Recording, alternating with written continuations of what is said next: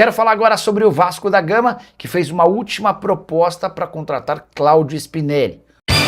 Dia de Vasco e Madureira, com novidades em campo, time misto e também com novidades nas negociações. Tudo isso e muito mais agora, então vambora! Fala aí pessoal, tudo bem com vocês? Pessoal, rapidinho, já vou soltar o vídeo, né? Chegando com informações importantes aqui do nosso Vascão. A gente vai estar aqui reagindo no vídeo do canal do Nicola e também do canal do Fábio Azevedo, pessoal, o fanático vascaíno, deixando os créditos aqui. Mas antes de eu soltar o vídeo, eu vou pedir para você deixar seu like, se inscrever aqui no nosso canal e ativar o sininho de notificações, pessoal. Então bora pro vídeo. Quero falar agora sobre o Vasco da Gama, que fez uma última proposta para contratar Cláudio Spinelli. Ou o Independente Del Valle aceita essa nova oferta ou o negócio será desfeito. Só para lembrar, Spinelli é um centroavante argentino que chegaria a São Januário por lugar de Verratti. A última proposta feita pelo Vasco não é mais de empréstimo, e sim de uma compra que pode chegar a 2 milhões de dólares ou 10 milhões e meio de reais. A primeira oferta e a segunda que o Vasco havia feito, ambas eram por empréstimo com obrigação de compra. O Independente Del Valle deixou bem claro que só toparia negociá-lo em definitivo. O Vasco chegou a esse denominador comum, o valor é um pouco abaixo daquilo que o Del Valle pede, mas a expectativa em São Januário é de que exista acordo. Se rolar um acerto com o Independente Del Valle, com o Spinelli está tudo certo, ele chegaria ao Vasco para receber cerca de metade dos salários do Verratti, que foi vendido, ou melhor, liberado ao Cerro Porteño. Léo Jardim, Puma, Cuesta, Robert Renan e João Vitor, Hugo Moura e Tietê. O meio-campo com Rojas, Andrei Fernandes e JP, Andrés Gomes na frente. Essa é a tendência de time, com o Marino, Inestrosa e também o Brenner sendo novidades no banco de reservas. Estão entre os relacionados. Coutinho, GB, Matheus França, Saldívia não foram nem relacionados para essa partida. Tendo em vista ainda início de temporada, um time misto se faz necessário, porque o tempo de preparação foi muito pouco. O Vasco voltou no dia 5 de janeiro, já houve jogo logo na sequência, então o técnico Fernando Diniz, assim como outros treinadores, estão optando por fazer um rodízio. Nuno Moreira vai ficar no banco de reservas, por exemplo. Então, assim, alguns titulares vão ficar como opção, né? Lucas Piton, Paulo Henrique não fica como opção porque está machucado. E a tendência na quinta-feira em diante, aí sim na segunda rodada do Campeonato Brasileiro, contra a Chapecoense, também em casa, é o time do Vasco a ter a sua força máxima. Isso tem sido normal. Ontem eu fiz o jogo Botafogo e Fluminense, e os dois treinadores pouparam titulares, deixaram no banco e eles entraram ao longo do segundo tempo.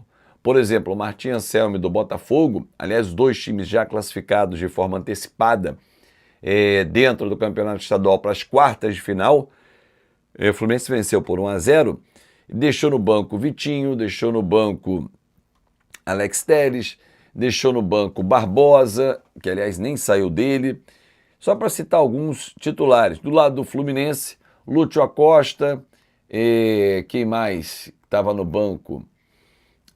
Serna, eles entraram inclusive no segundo tempo.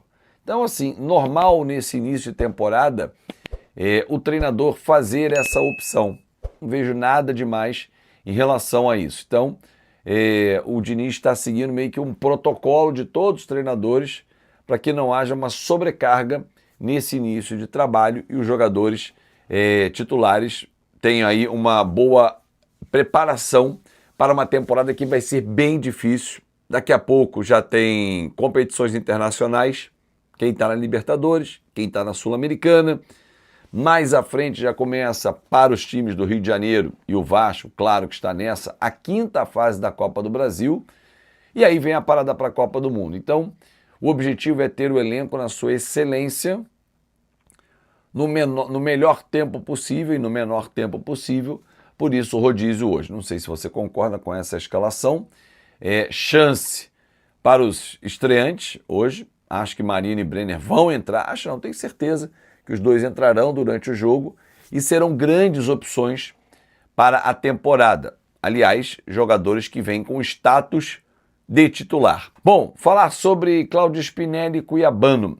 Duas negociações que prosseguem. O Independente Del Valle negou as duas primeiras propostas, o Vasco mandou a terceira já com base em compra, não só no modelo de empréstimo com opção de compra.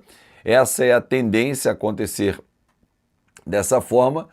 O Vasco tem uma corda, ele já esticou até onde ele podia e nessa terceira proposta mandou uma opção de compra, uma compra já de imediato com uma opção para o restante maior do que vinha fazendo a diretoria. Entendo, e conversando com algumas pessoas do Vasco, que se houver uma negativa por parte dos equatorianos, o Vasco não irá fazer uma quarta proposta, né? Ou uma nova contraproposta.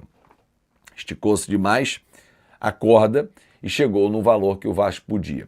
O mesmo acontecendo com o Nottingham Forest. Hoje, inclusive, é o último dia de janela na Inglaterra. Se os ingleses não aceitarem uma negociação no modelo proposto pelo Vasco, e ali há uma diferença básica de 2 milhões de euros, é dinheiro pra cacete, o Vasco vai colocar um ponto final nessa negociação. Agora, detalhe que tem que ser muito bem observado por você, torcedor. As duas funções, as duas posições são fundamentais para o Vasco. O Lucas Piton sabe que ele é titular absoluto do Vasco. E ele hoje não tem futebol para ser esse titular absoluto. E não está jogando. A temporada 2026 já apresentou 3 erros graves do Lucas Piton. Contra o Maricá na estreia, que causou inclusive a expulsão dele no estadual. Contra o Flamengo ao cortar a bola no pé do Carrascal, que gerou a vitória do Flamengo. E no último jogo, na estreia do Campeonato Brasileiro contra o Mirassol, quando ele sai por dentro, toca errado e sai o gol da equipe do Mirassol. Então, assim, se o Vasco traz um lateral do porte, do tamanho, da bola que tem, do futebol que tem,